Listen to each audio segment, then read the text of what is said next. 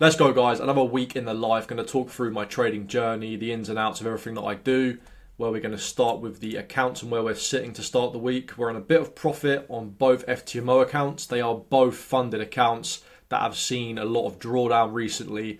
We are getting them back. We're in a little bit of profit. We're obviously looking at more positions this week to see if we can get them in. The Fivers account is in a very vulnerable position. Obviously, I've recorded this a little bit later on. It's going to go at the start of the video where I'm actually max leveraged on this account. Everything is kind of banking on these three trades that I'm in right now. And if, to be honest, they all lose, then the account's blown. If all of these trades win, I'll get a payout. It's just one of them scenarios. Funded Next is in a very similar position on a funded account. If I lose these three trades, I'll have one trade left before blowing the account. The current phase one here is just GU from last week I'm in, so we'll actually do really well and we can resurrect this potentially. If not, we'll blow it and we'll go for another challenge going into October. Funding Rock, we have seen just the one trade. This one trade will pass from last week, so I'm not going to take any extra leverage on this one. Made the active trading days just through taking 0.01s. Bright Funded, something happened last week. I have trailed my stop loss through one click, which I didn't mean to do, and then I've got taken out on Friday as a result. Well, we can see we've got 4% profit on that trade. It's took me nearly back to break even on that account. I have taken more trades on this since. I had to wait for a review because I didn't understand what was going on. So these two positions I had to get out of because I didn't realise I couldn't trade until the review's been conducted, which it has now. So I've got back in positions. Really lucky with this. If the trades are going to lose, then I'll just end up with a little bit extra profit and not blow the Bright Funded account, which will be definitely good for me. But we're in a very vulnerable position overall, and I've never been in this position where if I lose trades, I'll blow funding. So it's a lot relying on it. And to be honest, the way stuff's looking at the minute, it's not looking great for me. Just want to keep a positive mindset throughout because I'm not going to give up if I lose these trades. I'm going to carry on. So I'm just going to have to roll with it and learn and get better. And that's the only thing I can do. Despite seeing success in my trading journey in prop firm so far, there's always that chance things can go wrong. And if you do have that position where things go wrong, how are you going to react? That's the biggest thing you can take from being in drawdown. Let's get into this week and see how we get on. Already closing chapter of September and Q3. I'm going to go through my goals, see where I'm standing with them all, and just look for this upcoming week, what I'm looking to do, and also set the goals for next month because I didn't set them last month pretty much. Let's have a look at this. Bit of a mess, to be honest. August. Failed all of them and didn't really set new ones for September. I don't think the ones I had down for August were even realistic. And I think it's just to prove that I'm not perfect, I'm human. And I don't always do what I say I'm going to do, which should be to set goals all the time. And that's the way it is sometimes. And I feel like it happens to a lot of people when they get down about them being behind. And straight up why I didn't do that was because I felt behind. And then you've just got to pick yourself up. So I've got to set them now intentionally before the end of September. I've only got a few days left before I go away. Kind of crazy to believe that. Starting a completely new life. This month, September, trades. Obviously, I'm in the last one. So we've just really taken the three positions as it is right now. I may take another one or two, depending on what we're looking at for next week.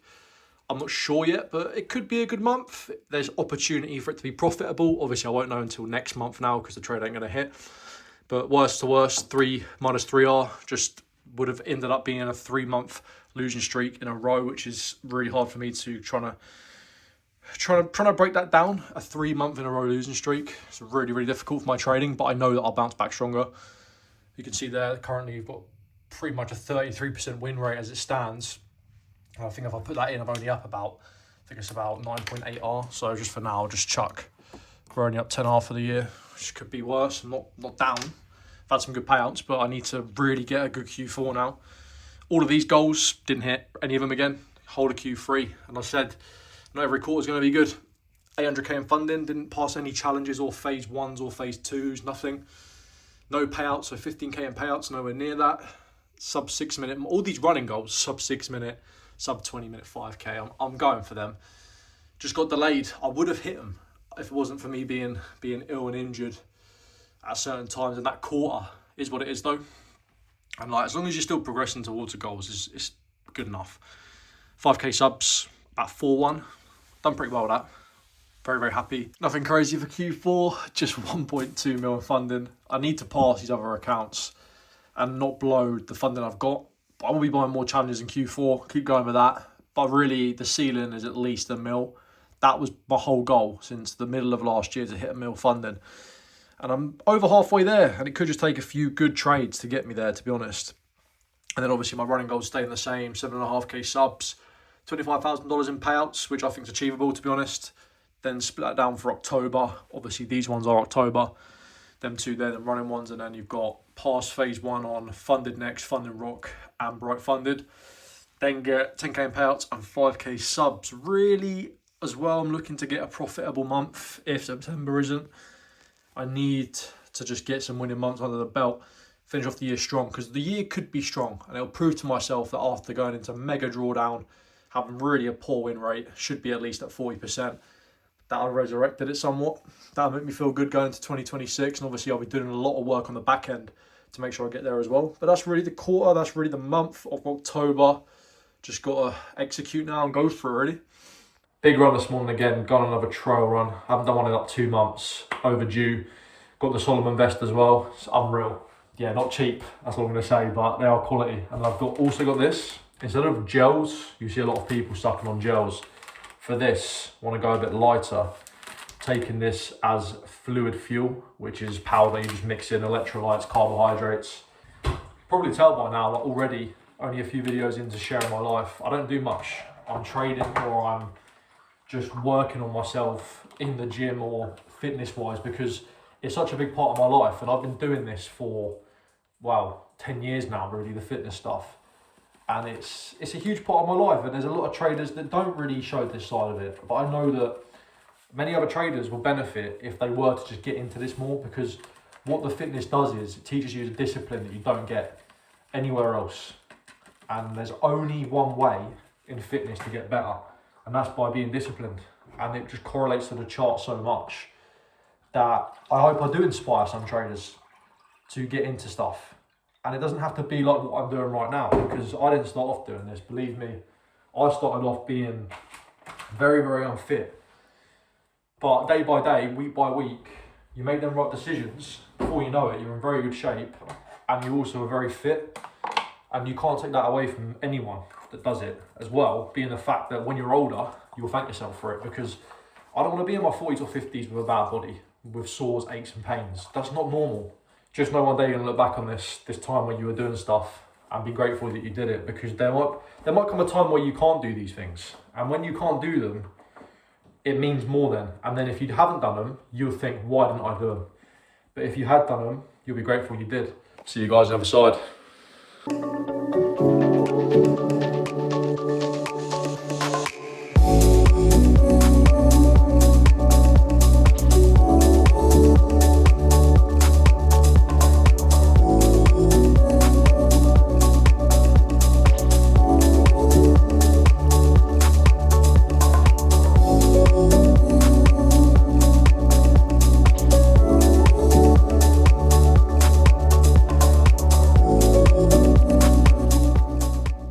Let's get into the week. Monday afternoon, we've just hit midday. Let's have a look at the charts and the news for the week. We do have very quiet news, really. We do have ADP, and then obviously the big one on Friday, NFP. I think it all comes down to this, to be honest, for the USD.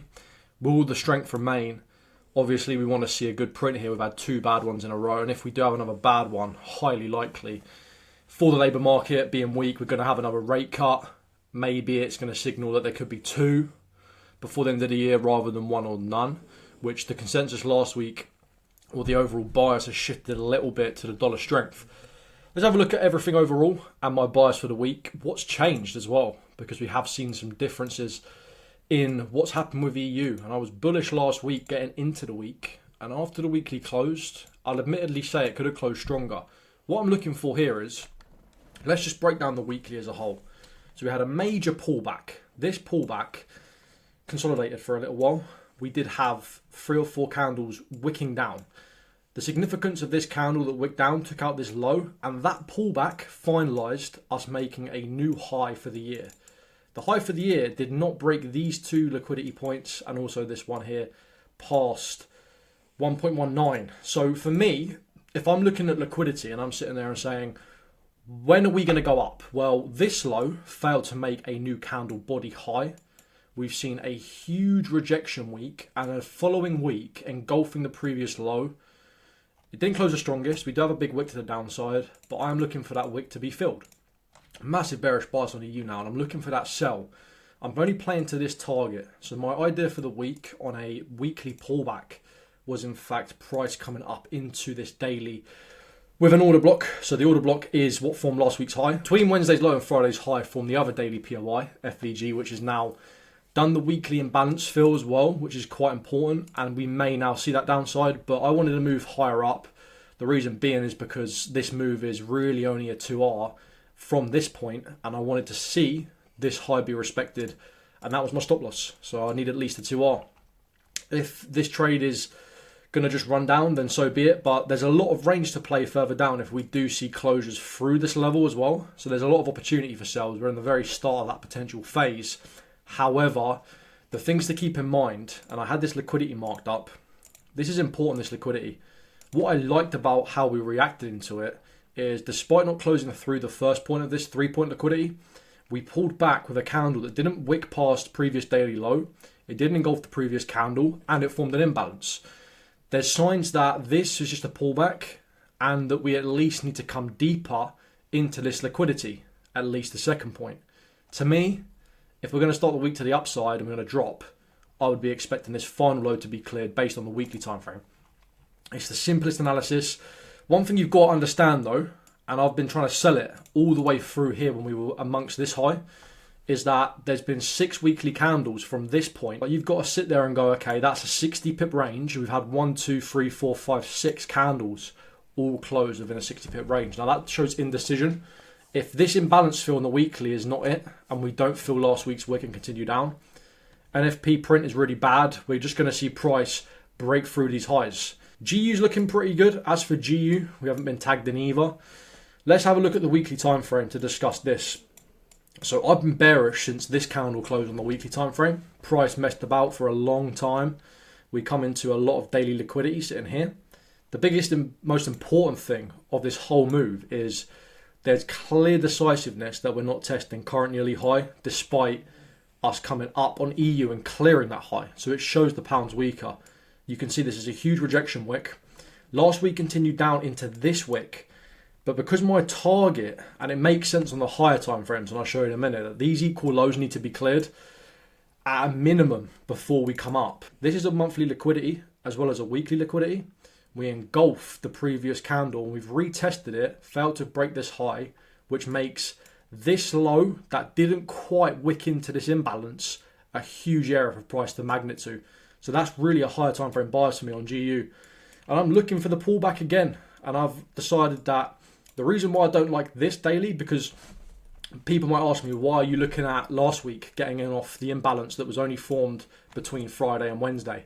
Similar thing here, Wednesday's low, Friday's high, we formed another imbalance. There's a reason why there's a difference. The reason being is because if we look on the previous week, and this is the low, price broke through it, we've cleared this area. Price is only going to pull back a little bit based on this huge weekly rejection that we had in these candles on the daily. Means that the pullback of the week isn't necessarily going to be as big. But when you're coming into this liquidity, and the reason why this liquidity is so important, if we were to mark this in, and like this is a huge amount of knowledge for any new trader, this was our daily fib leg. And when price, despite not closing with a body through this low, it indicates that this has been cleared. So the daily bias is in a way taken out. So that makes this area a big reaction point.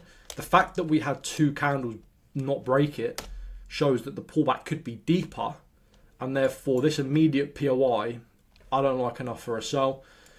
With the weekly imbalance as well being here indicates that there could be a deeper pullback. All I'm expecting on both pairs is the previous weekly high is going to get respected. So my sells are based on that, and limits have been set this morning.